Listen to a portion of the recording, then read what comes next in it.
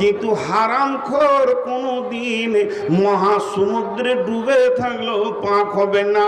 হারামখোরকে পাক করার একটাই রাস্তা, ও আমার মা, ওরে আমার বোন, সোনার ভিতরে খাদ ঢুকে গেলে যতক্ষণ পর্যন্ত অ্যাসিডে বা আগুনে না নিয়ে গেছে আসল সোনা বের হবে না।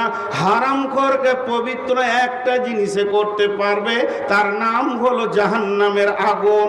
এর জন্য আমার আল্লাহ বলছেন, পৃথিবীর বুকে যত হারাম আছে তার থেকে তুই নিজেকে বাঁচা।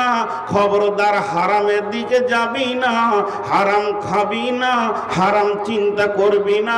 কদ আফলাহা মান যাক্কাহা, যে নিজেকে হারাম মুক্ত করতে পারবে ওই লোকটা বেঁচে যাবে, কামিয়াবি পাবে, সফল কাম হবে। ওয়া কদ খাবা মান দাসাহা, আর যে লোকটা হারামের সঙ্গে গোল